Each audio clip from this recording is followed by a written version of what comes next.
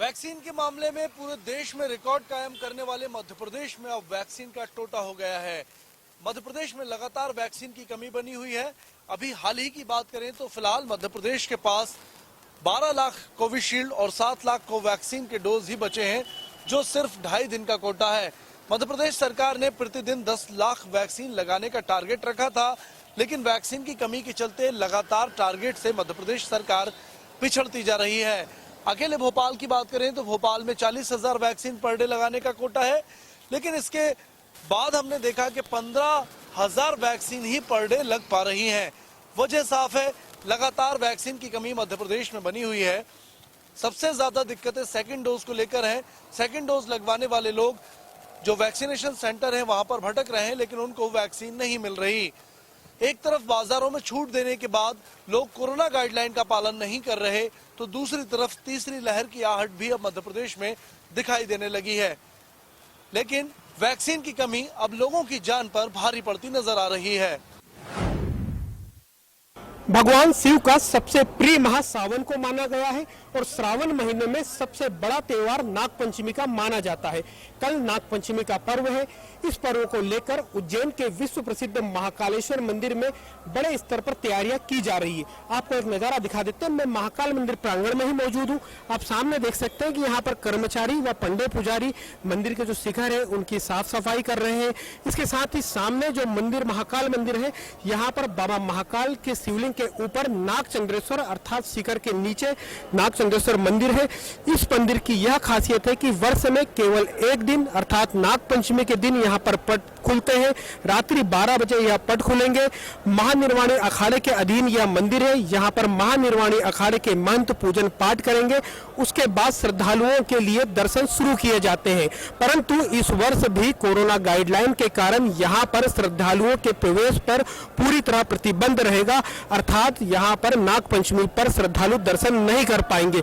दर्शन होंगे तो केवल बाबा महाकाल के शिवलिंग के, वह भी जो नियम बना हुआ है मंदिर समिति द्वारा कि सुबह 5 बजे से शाम को 7 बजे तक लगातार दर्शन जारी रहेंगे। इसके अलावा नागचंद्रेश्वर मंदिर पर श्रद्धालुओं के प्रवेश पर पूरी तरह प्रतिबंध रहेगा, परंतु श्रद्धालुओं की आस्था को ध्यान में रखते हुए महाकाल मंदिर समिति ने यह निर्णय लिया है कि श्रद्धालुओं को दर्शन भी हो सके। इसलिए यहाँ पर शहर भर में कई LED लगाई गई है, सीधा प्रसारण कराया जाएगा सोशल मीडिया के जरिए। इसके साथ ही महाकाल मंदिर की जो वेबसाइट है इसके द्वारा भी यहाँ पर श्रद्धालुओं को दर्शन कराए जाएंगे। जिले भर के पटवारी अपनी 3 सूत्री मांगों को लेकर 29 जून से लगातार क्रमबद्ध हड़ताल पर हैं और कल से पूरी तरह बस्ते उन्होंने जमा कर दी हैं और पूरी हड़ताल इन पटवारियों की शुरू हो गई है। यहाँ धरने पर बैठे हुए हैं पटवारी, हमारे साथ मौजूद हैं पटवारी संघ के। क्या मांगे हैं आप लोगों की? हमारी 3 सूत्रीय मांगे शासन से लगातार मांग कर रहे हैं। हम सन 2007 से हमारी मांग पेंडिंग चल रही है। वर्तमान में हमने शासन को 29 जून को एक आवेदन देकर माननीय मुख्यमंत्री महोदय, प्रमुख सचिव महोदय को ये बताया था कि हमारी 3 सूत्रीय मांगे समय सीमा में पूर्ण कर दी जाएं, नहीं तो हम लोग दिनांक 10 जुलाई से चरणबद्ध कलमबंद हड़ताल के लिए चले जाएंगे। लेकिन इस 29 जुलाई के ज्ञापन के बाद आज दिनांक तक किसी भी प्रकार की कोई मांग शासन द्वारा नहीं मांगी गई है। इसलिए हमने ये निर्णय लिया कि दिनांक 10 से कलमबंद हड़ताल प्रारंभ की जाए और हमने कल सारे मध्य प्रदेश में बस्ता बंद रखकर कलमबंद हड़ताल प्रारंभ कर दी है। हमारी आवश्यक जो कार्य है जैसे कि मानवीय आधार पर उसको हमने कहा है कि हम उसको करेंगे, लेकिन अन्य कोई काम उससे हटके हम नहीं करेंगे। पूरे मध्य प्रदेश स्तर के पटवारी हड़ताल पर हैं। पूरे जिले के विदिशा जिले के पटवारी हड़ताल में कामकाज प्रभावित है। हालांकि संघ के जो पदाधिकारी वो कह रहे हैं कि अति आवश्यक कार्य होगा, मानवीय आधार पर हम करेंगे। यदि कहीं पर बाढ़ पीड़ितों के लिए कोई मदद की आवश्यकता होगी पटवारी संघ करेगा। हालांकि पटवारी आज से कलमबंद हड़ताल पर हो गए हैं। कामकाज निश्चित तौर पर प्रभावित हो रहा है। तेज रफ्तार गाड़ी चलाने वालों की अब छिंदवाड़ा में खिंचने वाली है तस्वीर। दरअसल छिंदवाड़ा की जो ट्रैफिक पुलिस है उसने एक यंत्र लेके आ गई है, स्पीडोमीटर उसका नाम है। आप देख सकते हैं ये स्पीडोमीटर है जो सड़कों पर तेज रफ्तार गाड़ी चला रहे होंगे उनकी तस्वीर खींच लेगा और उसके बाद उस गाड़ी के पते पे उस गाड़ी मालिक के घर तक चालान पहुंच जाएगा। इस तकनीकी यंत्र में स्पीड सेट है, यहाँ भी लिखा हुआ है स्पीड 25।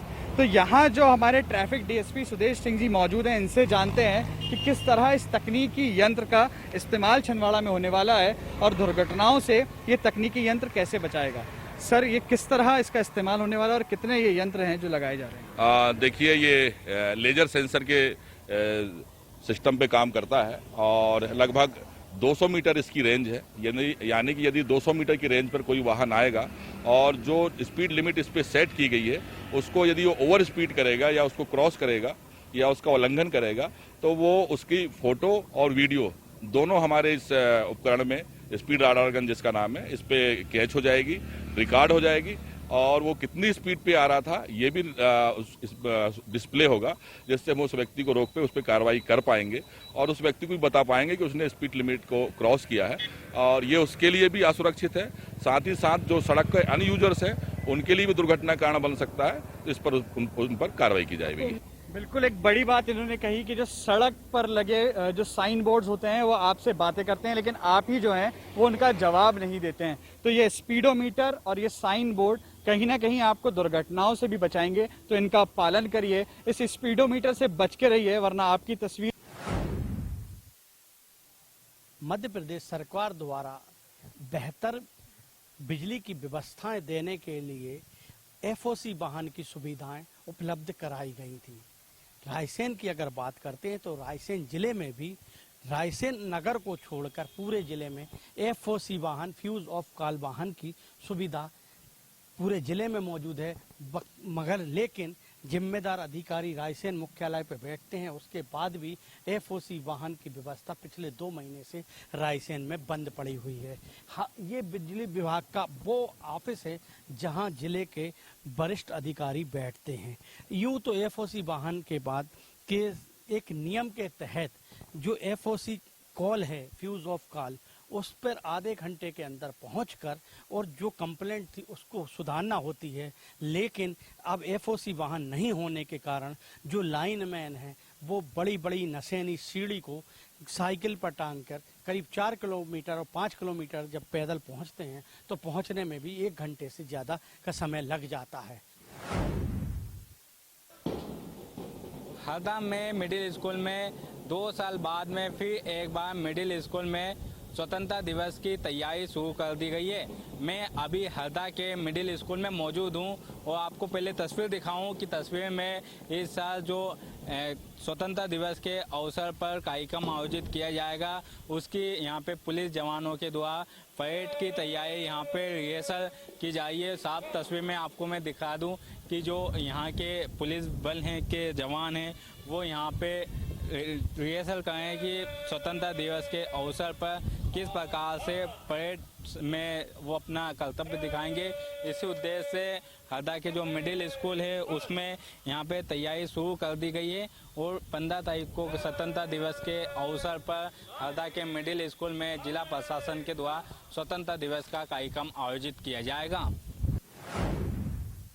एक तरफ जहां मध्य प्रदेश में कोरोना संक्रमण कम हुआ है और खत्म हुआ है, तो वहीं 15 अगस्त की तैयारियां अभी जोर शोर से प्रशासन द्वारा की जा रही है। कोरोना संक्रमण निश्चित रूप से एक चिंता का विषय है और इस संक्रमण को दृष्टिगत रखते हुए पुलिस विभाग, एसएएफ, होमगार्ड और फॉरेस्ट विभाग की प्लाटून 15 अगस्त की तैयारियां शासन के निर्देशानुसार कर रही है और उसी प्रक्रिया में पन्ना जिले में भी ये तैयारियां चल रही है। पन्ना जिले में 15 अगस्त को शासन के निर्देशानुसार मास्क लगाकर प्रॉपर सोशल डिस्टेंसिंग मेंटेन करते हुए शासन की गाइडलाइन के अनुसार ये कार्यक्रम आयोजन किया जाएगा। अभी हम खड़े हैं तेंद्रा अमरपुर बाईपास सड़क पे। कुछ ही महीनों पहले इस सड़क का निर्माण किया गया था, पर सड़क में जगह जगह गड्ढे हो गए हैं जिसके चलते राहगीरों को काफ़ी दिक्कत हो रही है। जिले के निर्माण के साथ ही जिले को सड़कों की सौगातें तो दी गई, पर गुणवत्ताहीन काम के चलते सड़कें जगह जगह से टूटने लगी हैं। ये एक सड़क है अमरपुर पेंड्रा बाईपास, जिसको आप देख सकते हैं कि नवनिर्मित सड़क है जो पहले ही बरसात में बहने लगी है। सड़क जगह जगह से टूट गई है। सड़क लोगों को काफ़ी आस थी कि पेंड्रा अमरपुर एक बाईपास बन जाने के कारण लोगों को आवागमन में काफ़ी राहत मिलेगी, पर गुणवत्ताहीन और विभाग की लापरवाही रवैया के चलते ये सड़क जगह जगह से टूटने लगी है और लोगों का चलना इस सड़क पर दुर्भर होते जा रहा है। अब देखने वाली बात यह होगी कि कब तक इस सड़क का जो निर्माण एजेंसी है, जो विभाग है, उसके ऊपर किस तरह कार्रवाई की जाती है। महासमुंद जिले में 6 नगरीय निकाय हैं। 6 नगरीय निकायों में से 5 नगरीय निकाय हैं जो 100% वैक्सीनेटेड हो चुकी हैं। तो ये माना जा सकता है कि महासमुंद जिले वासियों के लिए एक खुशखबरी है। उन्हीं में से एक है नगर पंचायत तुमगांव, जहां पर भी 100% वैक्सीनेटेड किया जा चुका है। और कोरोना से अगर बचना है तो वैक्सीन ही एक कारगर उपाय है। मेरे साथ यहाँ के सीएमओ खड़े हैं, उपाध्यक्ष खड़े हैं। मैं इन्हीं से जानना चाहूंगा कि अगर 100% वैक्सीनेटेड करने के लिए इनको क्या मशक्कत करनी पड़ी और किस प्रकार से इस मुकाम को उन्होंने हासिल किया। हम लोगों ने वार्ड डोर टू डोर जाके पब्लिक को जागरूक किया। हमारे सांसद, हमारी महिला स्व सहायता समूह की महिलाएं जाती थी, स्वास्थ्य विभाग का अमला जाता था और उनको डोर टू डोर भी वैक्सीनेट करने का काम हमारे द्वारा किया गया है। इसमें स्वास्थ्य विभाग की भी बहुत अहम और महत्वपूर्ण भूमिका थी। आया था और वैक्सीन जब आया तो शुरुआत में तो हमको बहुत सारी परेशानी का सामना करना पड़ा। जब हमारी परिषद में हमने एक बैठक करके सारे सदस्यों के साथ बैठक किया, हमने एक लक्ष्य किया और शपथ लिया था यहाँ के जितने भी जनमानस है सभी को वैक्सीन लग जाए। का काम 100% पूरा है और आज एक ऐसा वातावरण तुमगांव में हुआ है कि एक भी पॉजिटिव केसेस अभी इस तुमगांव में नहीं है और हमारे यहाँ सभी स्कूल भी लगातार खुल गए हैं और बच्चे स्कूल में अध्यापन में लगे हुए हैं।